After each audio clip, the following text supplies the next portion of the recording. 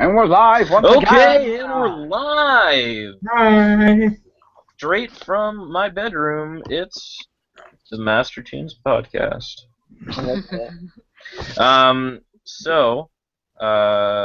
your host Carson, filling in for Jackie Boy.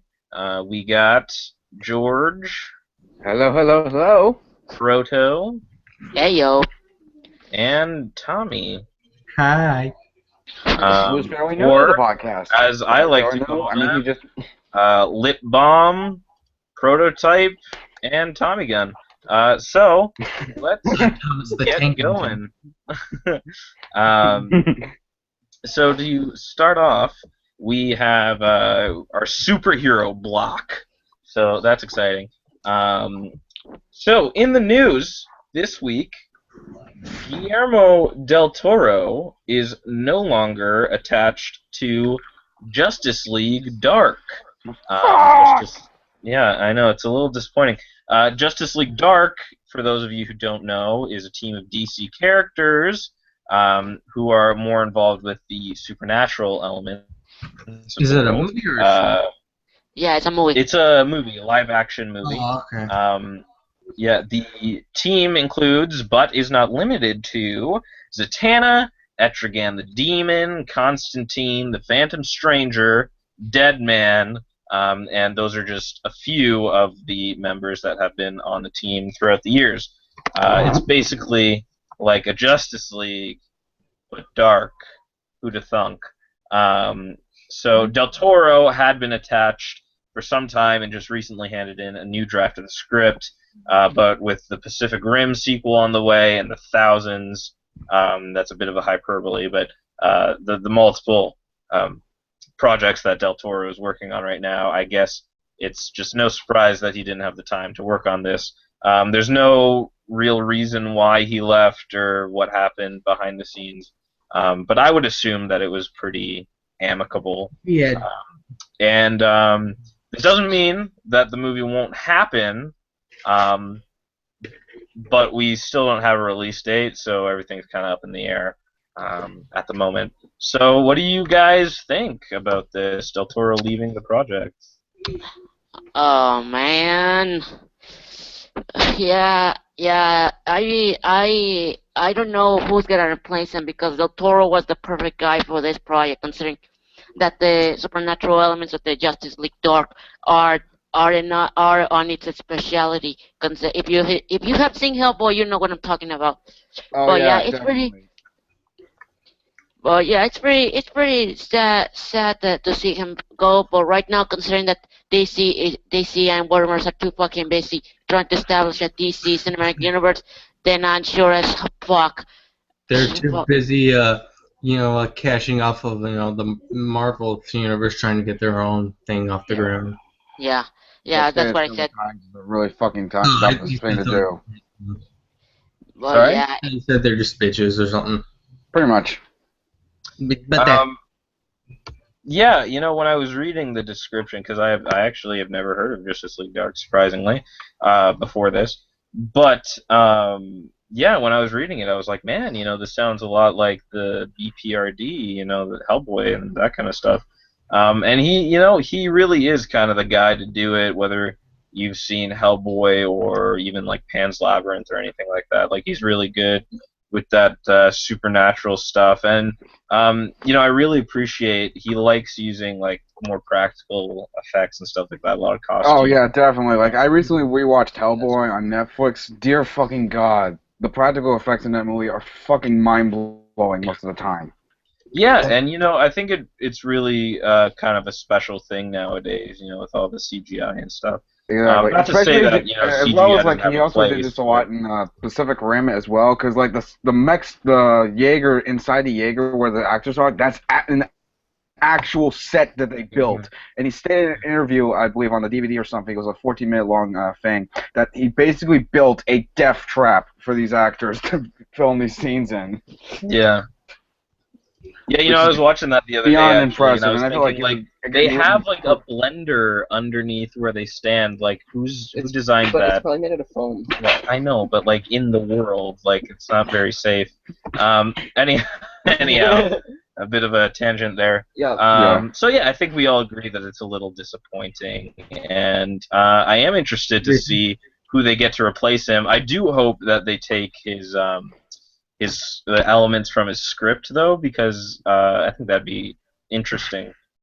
Yeah, everything's better with a little Del Toro in it. Like Yeah. I'll see anything his name's attached to, and this is kind of sad, especially me hearing about it just now. I haven't really been up to date with it, but yeah, oh well. It really sucks that both this he dropped out of this and also his okay, this is a bit of a tangent, but it also segues into something we could talk about in a couple minutes.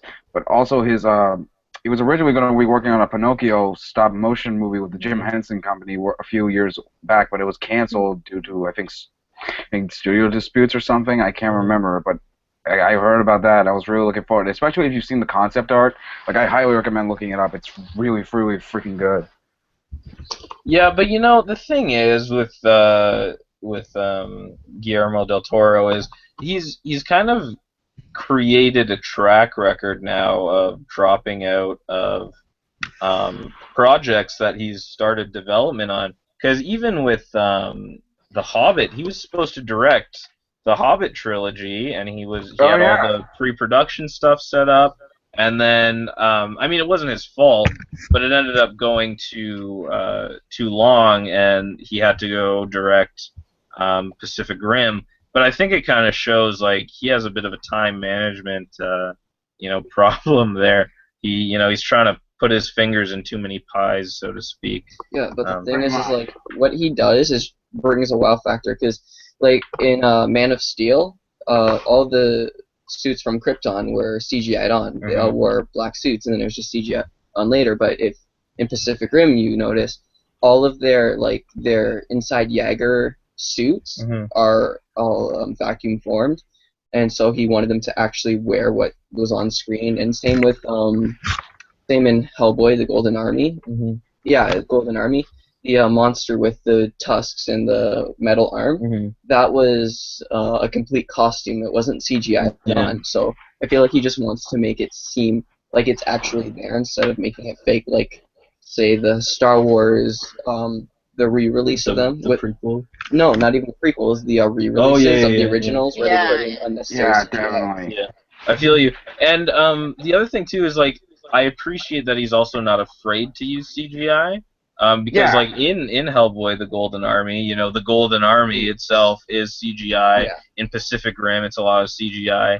But it's used like in areas where they could have never used practical effects. Like there's no way you could have pulled off some of the shit they did in Pacific Rim or Hellboy and the Golden Army, like with actual practical effects. I mean, if they actually did, that would be incredibly impressive. But it would take years probably to pull off. Millions of dollars. Yeah, I agree, and I think that's very special, because it's kind of the easy way now to just go straight CGI, but I think it brings something a little special. Yeah, but if you notice, practical. Like a lot of movies now aren't using as much. They're trying to sort of keep the CGI to a lower minimum now, especially with him. But like in Man of Steel, they made him like in his flying scenes, they made him take off himself, then they CGI'd him flying and him landing. So I feel like using CGI and real actors and real sets is starting to become a new trend in movies. Yeah, for sure. Okay, and so I think that's about all we need to say about that. Yeah, pretty much. Okay, so moving on to another comic book topic, we have a new Spider-Man comic book coming out soon.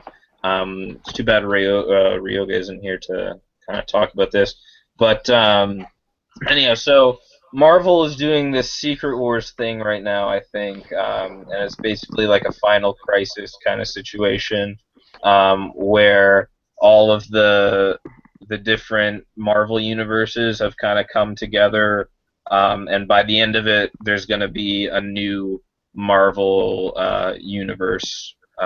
It'll be like a reboot for Marvel, basically. And in the new Spider-Man comic, a bunch of things are changing. Peter Parker is the head of Parker Industries, which is this like huge global conglomerate. Like it's very popular tech company. Spider-Man is now going to be international because of Parker Industries. Spider-Man has a new suit designed by Alex Ross, which is pretty exciting, actually. He's a really great artist. It's more tech-based. It has a bunch of gadgets inside and stuff like that. And Spider-Man now has a Spider-Mobile, which he has had before, but it was, kind of that campy stuff. It's stupid. The new one actually doesn't look too bad, but it's kind of weird. And Spider-Man is now also supposedly Peter Parker's bodyguard. So basically, they've turned Peter Parker into Tony Stark without the drinking problem and goatee. But And females. what are you gonna do? And also, fun little fact: the Spider-Mobile does in fact have 2 seats. So you can expect some new and exciting team-ups from Spider-Man. Bitches. Oh, I thought you What do you guys some think? drives on the town with some special ladies. Yeah, you know it. So any thoughts? Yeah. Spider-Mobile is fucking stupid because, okay, I've been to New York, like, back in 2000. Fun story. Back in 2012, I went down to New York Times Square with my dad, and we got into, quite simply, the worst traffic jam I think I've ever seen in my entire fucking life. And when we got out of the car and we saw most of the cars driving through New York, it was still the same thing. So my question is, what in the fuck does Spider-Man need with a Spider-Mobile when, 1, he can use his web swingers to swing around the place, and 2, traffic in New York is insane. Well, the special thing... Because Pete is not longer in New York. That would be now Miles Morales' territory. He's now global right now. He's gotta be now global right now. He's gotta be traveling in a lot of places. He's basically a new Tony Stark. Oh, okay, that makes sense now. Never mind. Yeah, and the other thing too, George, Take a helicopter around. I'd do that shit. Sorry, the other thing is also that the Spider-Mobile can drive on walls. Yeah, I was gonna say. So it's okay. Because you don't have to worry about logic. You just have to worry about alleyways because those can get kind of, they're worse than potholes. And tire marks on the windows but, and shit. It's fine. But yeah, that's true. You did bring up a good point, Proto. Now New York is going to be taken care of by Miles Morales and I think Spider-Woman, they said. But yeah, so it's a little interesting. I don't know. I just kind of hope that they keep like the core elements of Peter Parker. He's kind of nerdier and quick-witted, all that kind of stuff. As long as they keep that, I'm kind of okay with it. But it's a nice change. Why not? But like, is it like where he was Spider-Man, but then he got older, so he's opening something, or was he never Spider-Man and he developed a spider suit, sort of? Yeah, basically he was Spider-Man, and then he invented a bunch of shit. Basically, Dr. Octopus became Peter Parker for a little bit, and like started Parker Industries. He took over his body. It was this big thing. But then Peter Parker's back, and now he's in control of Parker Industries. So it's sort of like when Batman got old, so then he handed it off? No, like he's still Spider-Man. They just say that it's Peter Parker's bodyguard. Okay. Like Iron Man. Oh, okay. Yeah. So yeah. Like Iron Patriot. But Yeah. But yeah, the one aspect I'm really looking forward to this comic is that Dan Slott, the writer of the current Spider-Man run, said that the daughter from the Spider-Man, they're now your bows, will be now passed to the 616 Spidey, and I hope to God to see that, because after one more day, I just want to see a more mature Peter. The memories are coming back to haunt me. I'm not I was like, what's the same? What's going on? I'm sorry. I'm a little tired. I'm not really paying attention. Yeah. Just go to Master Toons and go Spider-Man one more day, and you'll get it. But I'm really excited, looking forward to on how they will implement the aspect of father-daughter with Pete. Yeah. So interesting, I think, if nothing else. Yeah, thanks. So yeah, interesting if nothing else. And I might even check it out. Who knows? So let's move on to some upcoming movies. First off, we got Paul Thomas Anderson writing and possibly directing a Pinocchio movie for Robert Downey Jr. and Warner Brothers. Robert Downey Jr. has been trying to make this movie for years, actually. He even had Ben Stiller on to direct for a while.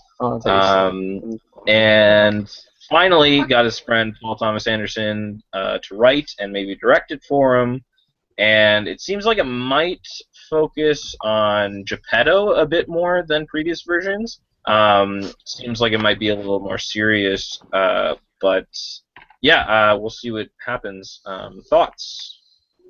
Well, Yeah, in yeah, I general, really have no. it's funny that you bring up the seriousness because when you really break it down, from what I've heard of the original book, Pinocchio is a really, really fucking serious book and really fucking dark too.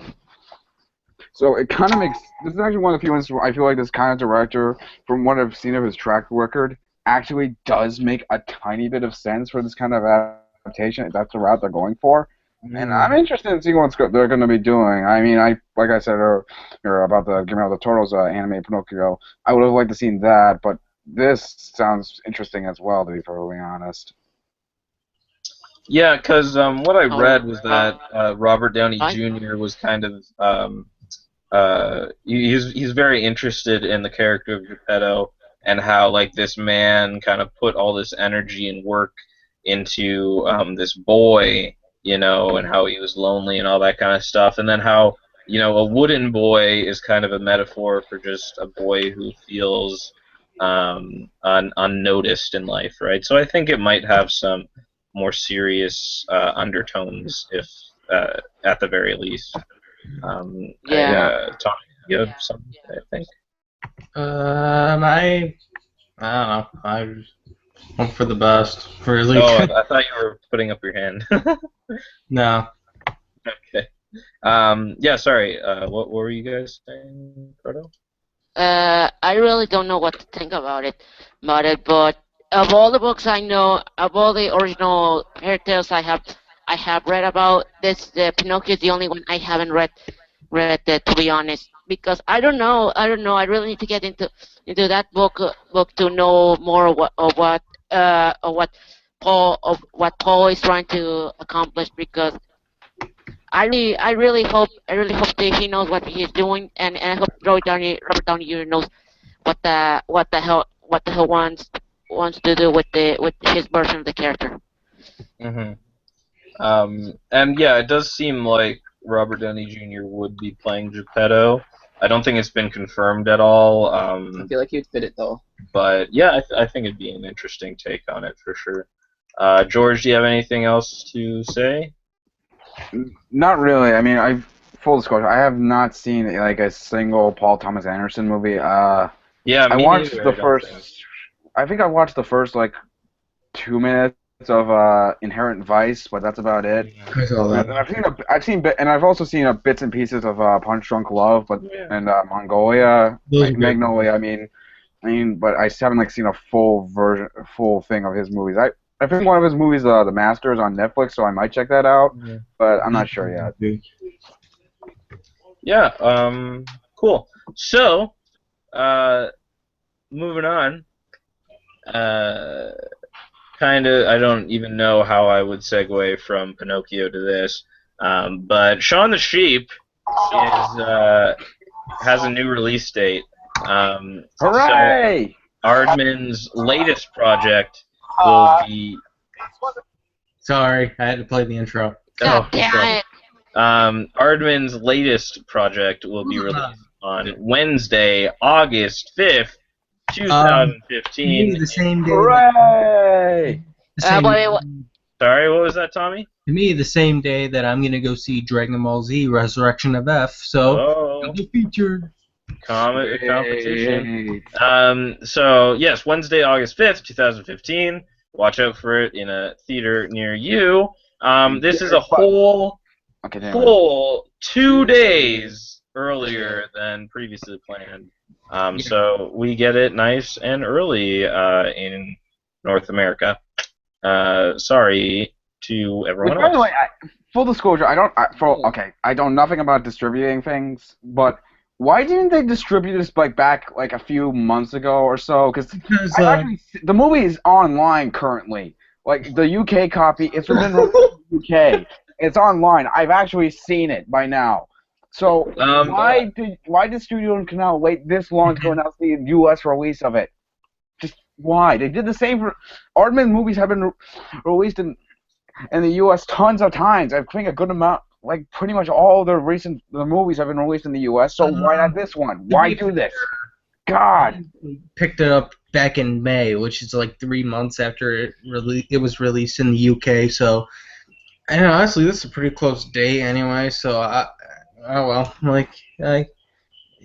don't know why. Yeah, I feel like it's at least it's not really straight to video in here on the US, which is what I was kind of expecting. But when I saw it was getting, a wide release in the US, I was, hyped for it. Like, all right, great. Since I like to see some stop motion in theaters. Yeah, I feel like probably what happened was they kind of saw it as a bit of a risk, wanted to see how it fared overseas.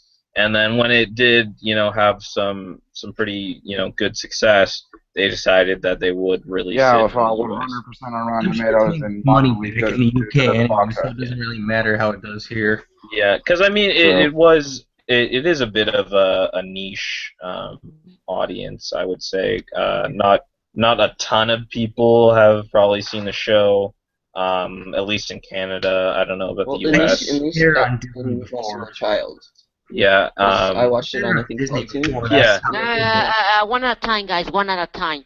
One at a time, because I can't. Because I'm getting twisted at all with all this talk. You go first, Tommy. Then Gio is next. It's aired on Disney before. I've seen it on there. Same. Yeah, like Disney X. I think Disney Channel something.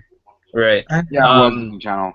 Yeah, but either way, I think kids that was like a few years definitely want to go see a stop motion sheep movie. I think would be. Well, even the trailer was funny. Yeah, it looks like a good time for sure. So. It really is. I said before, I've actually seen it. I watched a copy of it online. Full disclosure, I am so seeing this movie again in theaters because this is easily my favorite anime movie of the year so far. Really funny, really entertaining, and they managed to pull off something like very few directors managed, like even live-action directors managed to do. They can tell the entire story, like everything from character interactions to what's going on in the main plot, without a single word of dialogue. I am not exaggerating. There's not a single line of dialogue in the entire movie, and yet you can follow the entire plot perfectly. To add to that, I'm really surprised that Lionsgate. I'm sure that it's because they don't have the time or anything that they're not putting any stupid voices over it. Thank God. Yeah. Dinosaurs. Go to fucking hell, Fox. Cool. So yeah, excited to finally get that. It's great. Yeah. Meanwhile, you were talking about how great the film is gonna be. I Google what's this competition, why they postponed it 2 days early. Sean is going against the Fantastic Four. Oh. That is true. Fair. However, I think that it's a bit of a different audience. I don't really think the new Fantastic Four movies for kids. More little kids. I'm not talking about what audience. I'm talking about box office wise. I can see why they postponed it, because if it went against the Fantastic Four the same day, the first family comics would kick his ass immediately. Boy. Maybe they learned. Thank God they moved the date. Otherwise, we would have another Winnie the Pooh versus Deathly Hallows scenario. Exactly. Well, I don't think so, because I think the new Fantastic Four has been marketed at an older audience, And it's not teens like the and new- adults, whereas Shaun the Sheep is a family movie that everyone can go see, from little kids to teenagers to adults. And it's not like So I don't think it's really going to split any audiences. I think it's going to share, two different uh, domains, really. Sorry, Tommy, you want to say And I something? think, to go back to the Harry Potter poo thing, it's not like big, as Harry Potter, because Yeah. it's not going to make over $1 billion, I don't think. Yeah, and Harry Potter is at its core a kid's And book. Disney's full of idiots for doing that, to Winnie the Pooh. Yeah.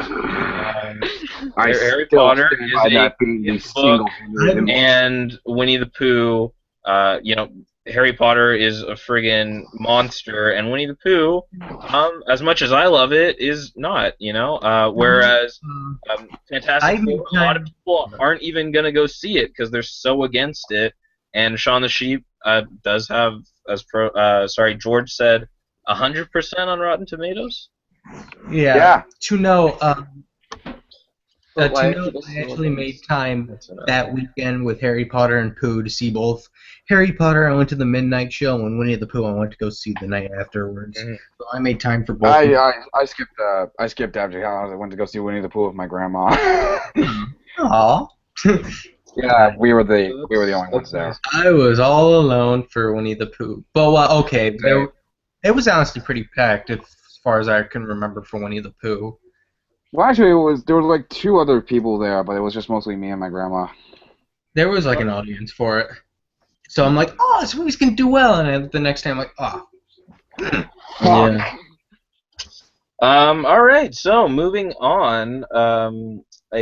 Speaking of a adaptation from TV show to film, we have another adaptation. However, from a family board game to film. Hasbro is teaming up with Lionsgate to make a movie version of their popular board game Monopoly. I'm done. In a press release, they have said that the story centers on a boy from Baltic Avenue, one of the cheapest places on the Monopoly board, who uses both chance and community in a quest to make his fortune, taking him on a fun, adventure-filled journey. It's about making your own luck, what makes you truly rich, and of course, avoiding jail time. Andrew Niccol, who has been responsible for The Truman Show, Gattaca, and The Terminal, will be writing the script. What? And let's just hope that this Adaptation. Sorry? Alright. Did you just say one of the writers of The Truman Show is going to be writing this movie? Yes, and The Terminal. Again, one of the writers of The Truman Show, one of the best movies ever made, is going to be writing the Monopoly movie. Yeah, I mean, but he also wrote The Terminal, so it's kind of up in the air for me. I've never seen it. It's with Tom Hanks. He plays a refugee who gets stuck in an airport for like a year. Or and he's living in it. It's not horrible, not great either. But I honestly think Tom Hanks saved the movie since he's a good actor. Yeah, but it made me tear up. But anyhow, that's but yeah. Let's just hope that this movie adaptation isn't as much of a homewrecker as the actual game. Unless life is long. Yeah. Like a little story. One time, me and my friend were playing a Monopoly game, and like we've had to split it into 3 nights. Like that's crazy. And the 3rd night we just quit. Yeah, I would too. So what do you guys think? Obviously, George is pretty impressed by the writer. I'm not. I'm more confused to be perfectly honest. Oh God, this is gonna be Peter Berg being attached to Battleship all over again, isn't it? Proto, do you have anything to say? Thankfully, it did. No. Bro, Let Tommy go first because he probably need to see something. Thankfully, Battleship bombed. So, Well, if true. not, we Yeah. won't be getting any of these movies. I don't. I think that because Ouija did fairly well at the box office, that's kind of what they're basing this on. Because Battleship obviously didn't do very well at all. Well, to be fair, Ouija only cost like $5 million. Right. Yeah. Ouija cost $5 million, made $12 million. Like $100 million worldwide. Yeah. That's And- why we Ouija do. Yeah, but you know why Battleship didn't do good? Because Rihanna was in it. Because, well, there was a lot of stuff wrong with it. I think Taylor Kitsch was in it, too. I watched it. It just isn't well written. It's just shitty to watch. It was hard to watch. Yeah. It's a rejected Transformers movie. Yeah. Well, here's the thing. I like action movies. That's one of my favorite genres. And it was just hard for me to watch. Like generally, action movies. Like, It's a rejected Michael Bay movie. it was hard on the eyes. Like it was just stupidness. Yeah. Yeah. So, bringing it back to Monopoly, though. I'm gonna be perfectly honest. I'll be the first to admit I actually kind of like that movie. I haven't seen it since it first came out. I watched it I rented it from my local video store, popped it in, watched it once, and I was like, okay, that killed a good hour and a half. I barely remember it though. Hour and a half. Try 2.5 hours. So bringing it back to Monopoly, what do you guys think of the story synopsis? It's like the Lego movie. I was about to mention the Lego movie because that's how they're doing the Peeps movie. Yeah, that's kind of how I want it to be. Like, if that makes any sense. A lonely. I can imagine. I'll do the pitch. A lonely. What are the pieces for Monopoly? Like a shoe or something. Yeah, there's a lonely shoe who is living in a cheap part of the board wants to move around to different parts of the board and explore the worlds. And it turns out it's just a bunch of children playing the game, and the kid who picked the shoe turns out to be the saddest kid, and the shoe shows him, don't worry, you don't have to be so sad, like everything's gonna be all right, and the kid becomes happier, and that's the end of the movie.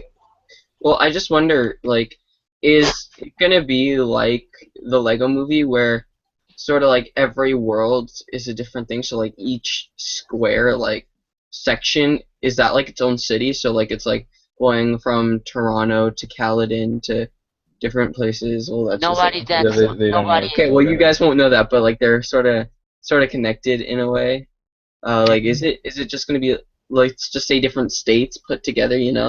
Is it just gonna be like that, or is it like one side gonna be one place? Maybe a road trip movie. Yeah, that's the thing. Yeah. See, I think what is really good about this project is that you do have so many things that you could do with it. You have so many ways that you could go about making this movie. But at the same time, a lot of those ways could end up being really, really shitty. So I just hope that they go in a direction that's a little bit new, a little bit fresh, like the Lego movie did. Because a lot of people thought that the Lego movie was going to be shit, and then it was probably the best animated movie of that year. At least It's one the of second the for best. me. Yeah, but either the best or one of the best of that year. Yeah, I'm with one of the best. I fucking love that movie, but personally speaking, if you haven't, my favorite movie of the year was definitely Song of the Sea and the Box Trolls. But Right. Lego movie I still love. Yeah. By the way, And both phenomenal films. I hope that this movie is animated, because I think you could do a lot more with it if it's animated. It'd be stupid if it wasn't. Yeah, I really hope it's not live action, and you have No, it him actually would be living kinda in a fun. It'd be city, and it's a this live-action kid Lego. who's poor. We can't go live action. It'll fail if it's live action. It just won't go through properly. How much do you want to bet it's going to be live action? How I'm much like you want to $100 bet? it won't be. Yeah, how much are gonna bet that this movie is gonna be one of the same failures of the entire Hasbro adaptation? Because I just can't see this film being a animated film because A, Hasbro has been too cheap in the past, and B, I just don't trust them anymore when it comes to their adaptations. For the love of God, we're talking about the same fucking company that gave one of their much richer franchises to one hack that only knows how to make explosions.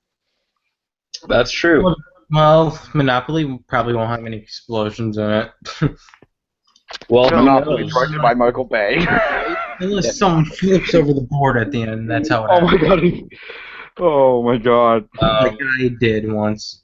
Yeah, but like honestly, like I think you could just like do so much with a Monopoly movie because you have so many like different kinds of Monopoly. You have like Simpsons Monopoly, you have Dogopoly, you have Kiss Monopoly. Kiss Monopoly. You have like all these like Monopoly. like specific Monopoly stuff. Like you could go to all the different boards.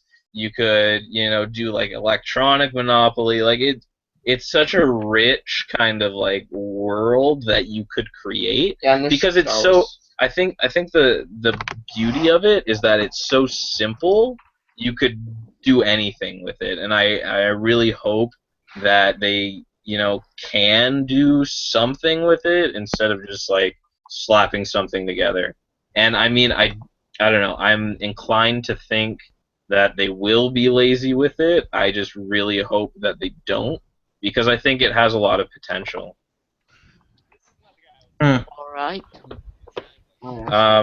So, unless anyone has anything else to add, I'll be moving on. Yeah, let's move on. Alrighty. So, Hello Kitty is coming to the big screen in 2019.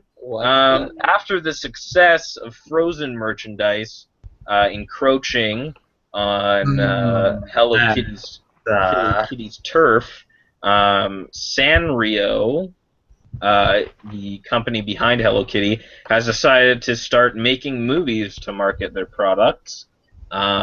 First, there will be an animated film based on the Mr. Men and Little Miss books, and then it's followed by the Hello Kitty feature film in 2019. So Mr. Men and Little Miss movie will come out either 2017, 2018, and then we'll get our Hello Kitty movie. So what do you guys think? I'll remain silent this entire thing. I don't give a shit about Hello Kitty, and I won't talk all this taboo bullshit. Goodbye. I don't really care about the Hello Kitty. I'm interested in the Mr. Men movie, though. Same. Cause I grew up with my mom used to read me a lot of the Mr. Men and Mr. Miss I never read the books, show. and No, that was on Cartoon. oh, I love that show. That That show was awesome. Yeah, I know. But that show actually showed that there is a lot of potential for like what these characters can do and what they work. But I'm worried it might end up being a complete failure, or it might actually end up being good. I don't know. As for the Hello Kitty, I couldn't give less of a shit about it. Like I'm more like at this point, Monopoly movie and now the Mr. Men movie, I just don't care anymore. Just greenlight whatever the fuck you want. As with the like trash can movie or something. As with the Hello Kitty, I kind of want to see a Bats Maru movie. You know, the little penguin. That's one of Hello Kitty's friends. I like that. I like him. Bats Maru. He's adorable. I know nothing about Hello Kitty. What the hell is Hello Kitty even about? What is it? What's Hello Kitty about? Like a little British girl? No, it's Japanese. I don't know what it's about. But wasn't it like based when think it's England took it over? I think it was based on like the started kitty in itself. Japan, but it's based on Sorry. British. What were you saying? It's Japan. It's Japan, but I think the character itself is based in Britain. I think. Yeah. I don't think. I don't know. Well, maybe I know that Tara Strong voiced Hello Kitty at one point. Of course. I remember. I'm full disclosure. I'm getting most of this information from this thing that I did back when I was home a few years ago when I was homeschooled. We had this presentation thing about what we were talking about, and one of them Oh no, it was about different countries and stuff, and one of them was about how one of the kids there talked about Hello Kitty, how it was based in Japan, but the character itself was from Britain. I barely remember it though. Okay. Um, well, yeah, I don't know about Hello Kitty. I mean, I've never watched anything. You know, they're Yeah. obviously like a brand force. She's a British girl. Okay, Yeah. a brand force to be reckoned with. Um, but yeah, I don't know. I think if they really want to make a good movie out of Hello Kitty, they could. But they could also make a really lazy movie. Really, there's hardly any information about it. It's hard to even say anything. Yeah.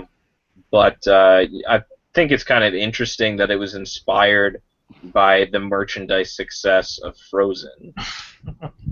Like that's the reason for making it. To be perfectly honest, if there's one thing that could potentially make this movie work, it would be if they actually get Jennifer Lee to write and/or direct it, because I Or think I thought you were going to say make it a musical. that could work too. Like Yeah. Jennifer Lee did a great job with Frozen, in my opinion. I feel like, and she also worked really well on Wreck-It Ralph. So I feel like she could potentially make this work really well if given the right material. I don't know if they're going to make it animated, but good God, if they make this live action, it's going to be one of the greatest train wrecks. Cry. You know, But all I can still, I think feel like of this could work. when I think of a Hello Kitty live action movie is the trailer for Gem and the Holograms. That's all I can picture. I like that shit. But yeah, Might I mean, not enough on that fucking trailer. I can't see them making a live action Hello Kitty movie. That'd Same. just be stupid. How would they pull that off? I don't know. I don't know. They But, make them wear cat ears and fit those stupid whiskers. Oh my god. Cheesy Yeah, like those like, basic it's probably- logos. And this high school girl whose nickname is Kitty, and and all her friends, like someone has a penguin hoodie, and it's called It would be one of those annoying. I don't have knowledge of Hello Kitty, but her other friends are dressed up like the other characters. Yeah. Or like a rock band, why not? And Yeah. She would be one of those annoying kawaii girls. Yeah, exactly. And they're enemies with other teams. That's okay. Hello Kitty. How about the opposing team? Who wants to take down Hello Kitty's team? It's the Goodbye, dog. doggy. And Yeah. Goodbye, doggy. Yeah. I just it's made the that joke. dogs. And So battle, basically, it's kind of like the Bratz movie. If anyone's seen that, I haven't, but okay. basically the plot of the Equestria Girls movies. Yeah. Yeah, I could see that happening. Those movies are fine though. So this sounds. Never seen them. Never will. They're pretty good, but I'm not even a big Toon fan, and I kind of like them. They're kind of cute. Yeah. I enjoy watching My Little Pony from time to time, but I'm not like a diehard Brony fan. Yeah. I'm not a diehard Brony or something like that. Me neither, but I appreciate the show. Yeah, Same. and I think Mr. Men and Little Miss movie That could I'm be excited for. interesting, and it has some potential for sure. Yeah. Sorry? That I'd like to see. Yeah, like, for sure. I'll give that a chance. Yeah, kind of a classic, that one. All right, so on to some television news. Excuse me. So first off, we have Vixen has just cast their main voice actor. Vixen is a 6-part miniseries set in the shared universe of CW's Arrow and The Flash, and is described as a coming-of-age story based around Mary McCabe, a.k.a. Vixen, a teenager living in Detroit, who discovers that the totem her parents left to her before their death has magical properties. Let's see if I can pronounce this name right. Megalyn Echikunwoke, best known for her role on CSI, will be voicing the main character, supported by some of the main cast members of both Arrow and The Flash, including Grant Gustin and what's his name? Stephen Amell. Stephen Amell, that's it. Thank you. So yeah, what do you guys think? I'm looking forward more to that than anything the CW has done. Me? I couldn't give less of a shit. Yeah, I don't care. Yeah, I watch both the Arrow and the Flash. I think the Flash is a little stronger at this point. Well, Arrow's repetitive. Yeah, I find it interesting that they're doing an animated series that ties in. Oh, it's animated. Yeah, so I don't know. That's interesting. I think, and you know what they said was kind of like the Flash is the science side, Arrow is like crime, and now Vixen will be the more magic side to it all. I guess it saves on special effects for one thing. That's a lot of money and explosives. Yeah, and yeah, I mean, I think Vixen's a pretty interesting character. She's been in Justice League Unlimited, and I think she was also in Young Justice for a little bit. Yeah, I think so. Yeah, she's a good character. She was also in Batman Brave and the Bold. Okay, yeah, Was she? right. Oh, maybe I remember that episode. And I think her powers are kind of interesting, and I think you know, a strong female, you know, black character is, you know, always a good thing. So She'll make the feminist pipe down. yeah, so why not do it? And I think the Flash is a really good show. Arrow was really good, is still, you know, pretty good. It's dying to me. Yeah, but I think it has, you know, a good chance at being a really good show. And you know, hopefully the superhero cartoon we've been waiting for, you know? Yeah. Is that Batman Breathing Bold? Hopefully. Oh yeah, but I feel like it might be because it's a bigger TV system. Yeah. So any other thoughts on that? Nope. No. I actually don't know blank. who this actor is because I don't watch CSI, but I think it's. I have, but I haven't heard of this girl. Every time I see her, I don't know her, so I can't. So I'm completely blank with you. okay. Yeah. So that's about it for that. Moving on to the next topic. Tales of Ladybug and Cat Noir is coming to North America. It is a CGI animated show with anime influences about a girl who, a teenage girl, I believe, that is, you know, high school student by day, superhero by night, called Ladybug, and her sidekick, I guess, her sidekick, Cat Noir, who is a guy who dresses up as Black Cat. So that's also cool. The trailer's out. The Spider-Man character or an actual Black Cat? Both. No, a Black Cat. Oh, okay. Cat Noir. Yeah. Right. Yeah, I watched the trailer. It actually doesn't look that bad. Did you guys watch the trailer? I have. It looks from like. I haven't seen it yet. I'm watching it right now. Okay. Oh yeah. It's basically every teenage slash drama slash superhero slash spy I have ever seen. Mm-hmm. It's not bad. It just I just know where it's gonna go, and nothing's gonna surprise me at this point. Mm-hmm. I'm with it. Trailer, Sorry, but I'm willing to give it a chance. Yeah. I think it looks not bad. I think it looks pretty, like Proto said, pretty run of the mill. But it seems like it has some potential. I like the animation actually. It looks pretty nice. Okay, I watched like 20 seconds of it. I had to stop watching it because, dear fucking god, that song was painful to listen to. But Yeah. overall, from what I've seen of the premise, it actually looks fairly decent for what it's going for. Like, I don't know if it could be good, but I'll give it credit for what credit's due. It looks like it could be a pretty good show, and I really TV standards. which really isn't saying much. I mean, a piece of shit looks better than the most CGI animation on TV. Mm-hmm. Yeah, I'm actually pretty impressed by the animation. Some of the action shots look a bit stiff, but I mean, what are you gonna do on TV, right? It's a little hard. Yeah. The only thing I kind of have to say about it is like the trailer seemed a bit like braggy, like oh, the first like truly global broadcast ever. Like we're so Fuck cool, off. you better watch us.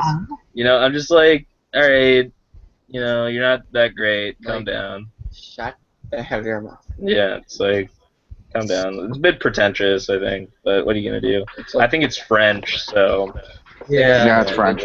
what would you expect, right? I'm surprised Nickelodeon is going back into French territory after the Augie and the Cockroaches incident. Mm. Yeah, yeah. Too bad they cut that show. It was a pretty good show. Yeah. Uh, So yeah, I mean, I probably won't watch it to be completely honest, but it doesn't look horrible. So that's a good thing for whoever is going to watch it. Yeah. Cool. So I think that's about all we have to say about that. Doesn't look bad. Doesn't look original at all, but what are you gonna do about that? The last piece of news we're gonna be talking about tonight is this Joe Johnston thing we got going. George or Proto, do you guys want to explain this? Because I just kind of Yeah. saw it Joe today. who? Joe Johnson won a storyboard for Steven Universe. Oh, this fucking hell. Yeah. Care to explain to our audience, Pro, what is going on? Yeah. Or those of you who don't know, the Joe Johnson was asking Twitter why Steven Universe wasn't 24 episodes, 20 minutes long because of how short it's are, and he went to explain why the episodes the episodes weren't too short. The short version is because most of the main four are storyboard driven and pretty much take a lot of time to produce and they lack any script whatsoever. God. Fucking. Damn it. What? That's all I think gotta I know what say. you're Just read. I- I just posted the article. My So- thoughts. Yeah, sorry, go on. This question just confirmed my fears. It just confirmed everything I was afraid when it comes to advertising, when it comes to shows that are 11 minutes long. Because by telling me that they are all storyboard driven, they all focus on one vision and one vision only. I pretty much wanted to scream myself, "You don't! That's it! I wanted to show like this, motherfucker. That's not how you do it. You need some kind of a fucking. That's bad storytelling. You claim you're storyboarding, but really, storyboarding is one thing if you're using your storyboard to tell a story. If you're by saying this, it just comes off like you're excusing laziness. That's what this comes off as. Yeah. Saying something is script-driven means that it actually is a story-driven thing. And saying that you're something is storyboard-driven means that you're trying to say it's a visually-driven thing. That will be fine if your visuals actually told a story, which is not the case with these kind of shows. Well, Yeah. I don't think that's really what because I did read over. I don't think that's really what he was saying. I think it was just that these are more episodic, series, and the creator wanted to give the storyboard artists more leeway in how they tell their episode, and like they have obviously an idea of where the episode starts and ends, and points that they need to hit throughout the episode.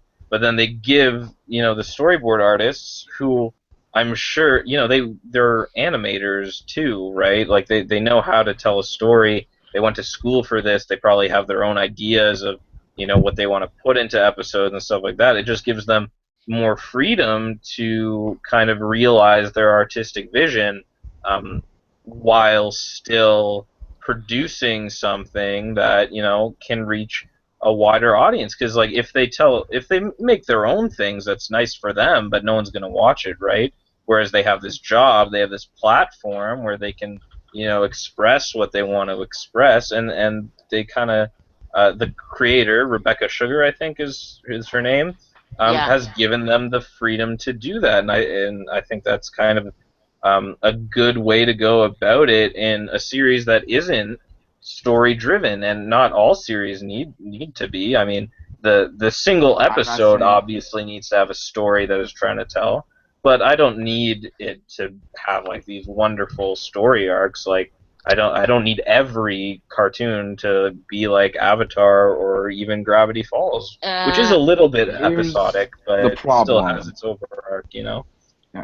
Here's the problem with that. Episodic is one thing. If you're just doing bit by bit episodes with just simple stories, but then you have some continuity that fills in the other episodes. Shows things like what shows like Adventure Time and Steven Universe and I think a few others do. They do the episodic thing, but they also try to cram in an overarching plot and what's going on. Because there's a very big difference between overarching plot and continuity. Continuity is something that comes up in later episodes, and just that is brought up because of the previous episode. This is very different because they constantly try to set up new ideas, new things going on, and they just feel like they're coming out of nowhere and don't feel fit overall into the overall plot. Granted, I think Adventure Time is much worse in that regard than Steven Universe, because Steven Universe I actually think is fairly harmless in that regard. But with Adventure Time, I've stated on several occasions I can't stand it about that show, and that's why I've given up on it. Yeah. I still like it. It's just forgettable, really. Most of the episodes are, to me. Yeah. Tell me what I was about to say this. If you asked me, like, hey, describe this recent episode of season 6, I'd be like, it'll probably be like, let me look up quick. Fuck yeah, it's something with J. I don't know. What about the Steven Universe? Oh, I can tell you all about that. But the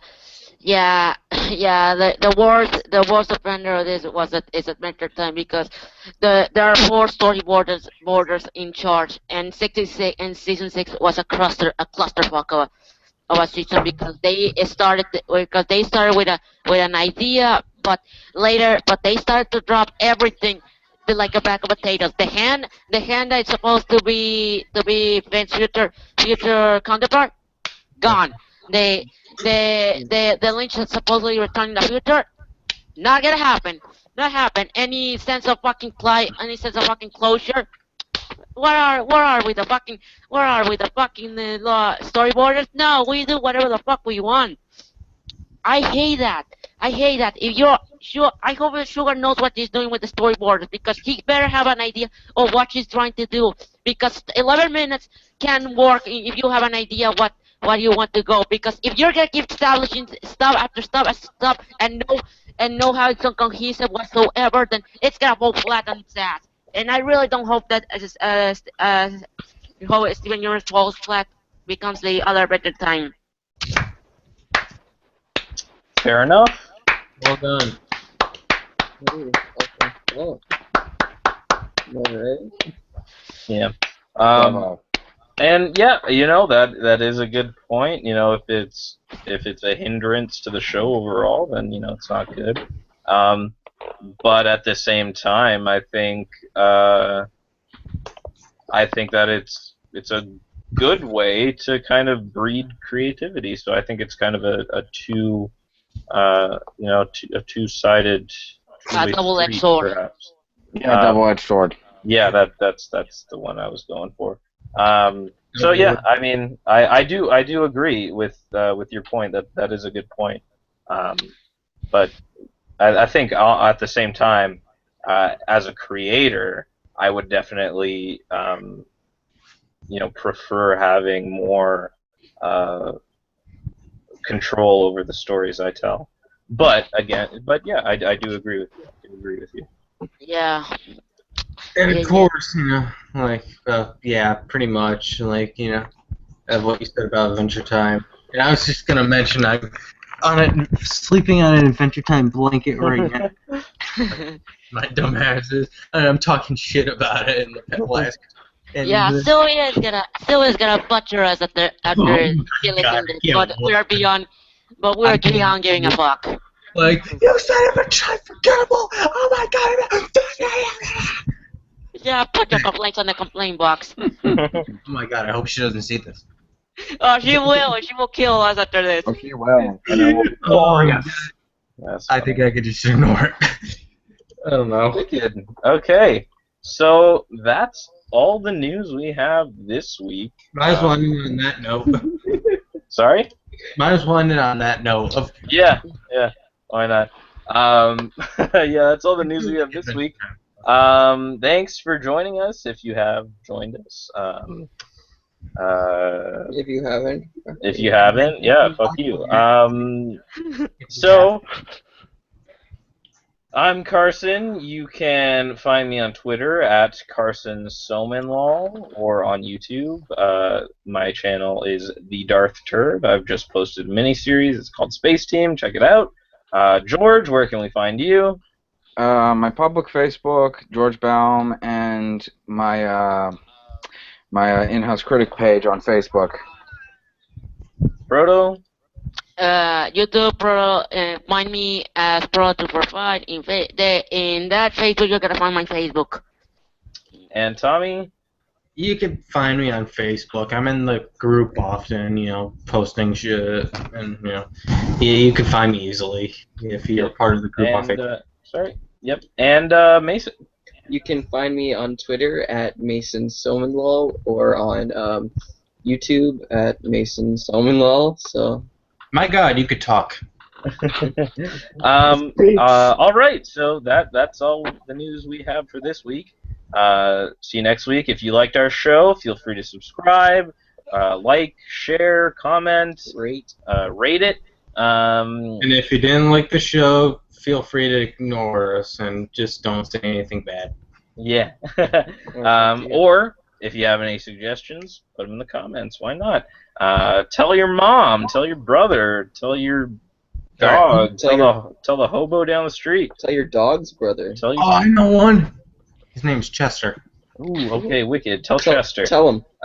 And thanks for watching. This is Master Toons Podcast signing off. See you later. Bye.